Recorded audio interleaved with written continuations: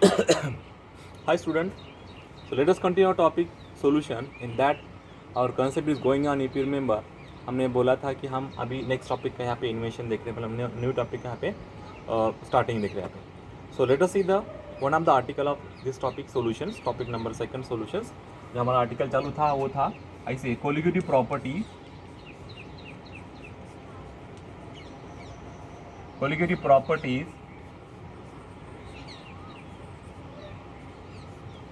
of electrolytes and non-electrolytes.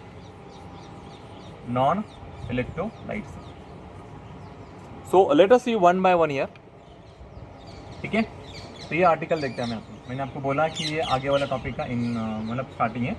So let us see colligative property of electrolytes and non electrolyte. जो हम हमारे high school level में पढ़ चुके हैं about the electrolytes and non electrolyte, वही है, नथिंग चेंज. तो थोड़ा सा मॉडिफाइड फॉर्म में यहाँ पे, लेकिन वही मतलब डेफिनेशन से वही मीनिंग यहाँ पे. तो एक एक करके देखते हैं यहाँ पे. पहले देखते हैं हम इलेक्ट्रोलाइट्स क्या होता है. ठीक है, पहले हम देखते हैं यहाँ पे इलेक्ट्रोलाइट्स क्या होता है, उसका मीनिंग क्या है इलेक्ट्रोलाइट्स. ठीक है, तो देखते हैं इसका डेफिनेशन क्या है, उसका मीनिंग क्या है, with help of suitable practical example. ठीक है, बहुत सिंपल सा कंसेप्ट है, very easy concept over here. So what is that here? The substances, now see, it is very simple here. The substances, देखो बोलता मैं इधर, the substances ब्रैकेट में that may be acid, base, salt when dissolved in water which gives rise to a ions body. ठीक है, I repeat what I say here. The substances may be acid, base or salt which ionizes, which gives rise ion when dissolved in water are called as a electrolytes. देखो कितना simple सा definition है. मतलब जो substance वो acid भी हो सकता है, बेस भी हो सकता है, सॉल्ट भी हो सकता है. अगर वाटर में डिजॉल्व हो रहा है तो इट प्रोड्यूसेस आयंस हियर. ऐसे नंबर ऑफ आयंस है. Understood? Will see later on जैसे example point of view, but this simply keep in mind कि सब्सटेंस को हम बोलेंगे इलेक्ट्रोलाइट्स है. वो एसिड भी हो सकता है, बेस भी हो सकता है, सॉल्ट भी हो सकता है, कोई भी हो सकता है. ठीक है, सो व्हाट आई से, the substances bracket में may be, now see boys, may be acids, I say acids, bases or salt which gives rise, देखो which give rise what, which gives rise to ions when dissolved in water,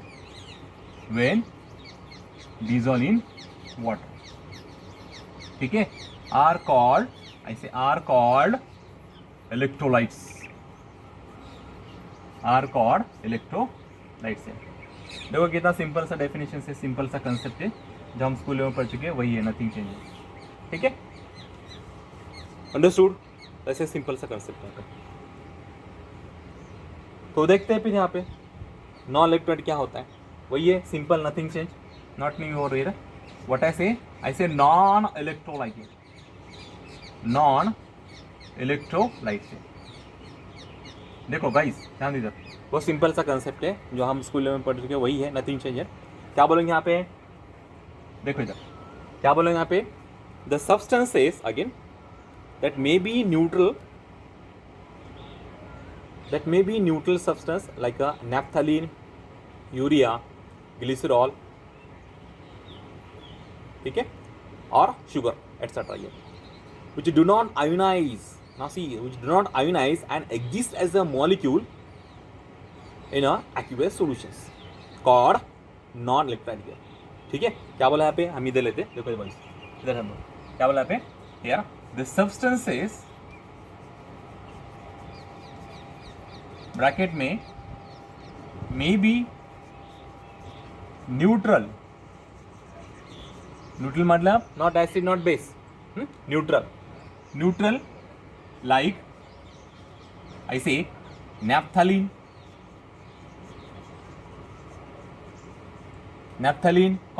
urea, urea fertilizer, glycerol is a member of alcohol family, glycerol, और sugar etcetera, ठीक है, etcetera etcetera which do not, voice ध्यान दीजिए क्या बोला मैं पे, which do not ionizes and exist, उनका भी अस्तित्व रहता है, exist as a molecules in aqueous solution. कहां पे? एक्वियस सॉल्यूशन में, ठीक है, कॉल्ड इलेक्ट्रोलाइट, ऐसे sorry non electrolyte, understood, non electrolyte, कळलं का? असा सिंपल सा डेफिनेशन आहे बघा, ठीक है, ऐसा है। तो ये हो गया डेफिनेशन जो हम स्कूल में पढ़ चुके, वही है, नथिंग नॉट न्यू है। लेकिन हमको यहाँ पे पॉइंट डिस्कस करने का है, colligative properties of electrolyte and non electrolyte, ये क्या माजरा है, ठीक है। So let us see, there are only 4 points in order to explain the colligative properties of solutions here, only 4 point is there. So what are that 4 point here? Let us see simply one by one over here. The first point, I say, the first point, electrolyte solute.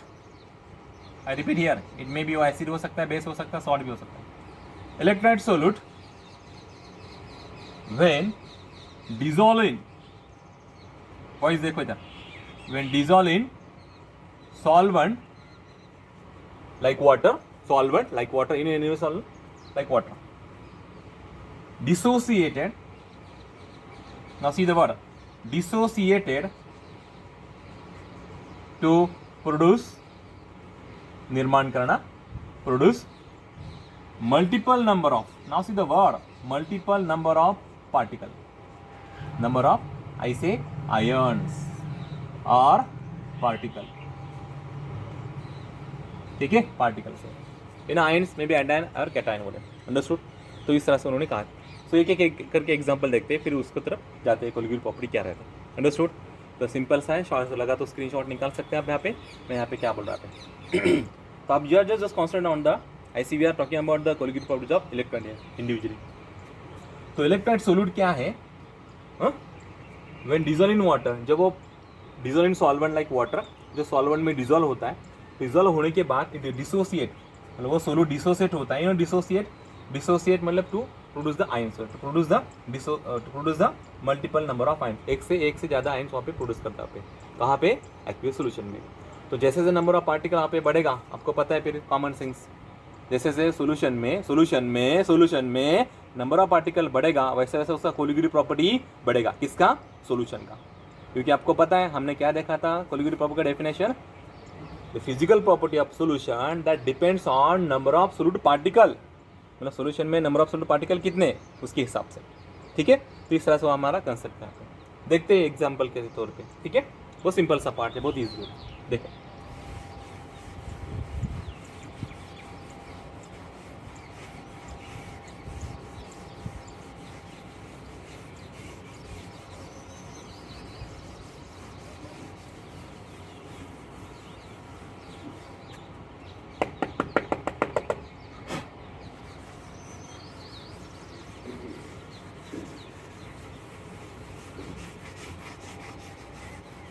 देखो कौन से example है हम ले सकते हैं आप, देखो यहाँ पे practical example just like this one, इसको पहचानते हैं, हमारा फेमस एग्जाम्पल जो हम स्कूल लेवल से पढ़ चुके, इसको क्या नाम है इसका? हाइड्रोक्लोरिक एसिड से। गाइस एक मिनट, सिर्फ एक मिनट बेटा।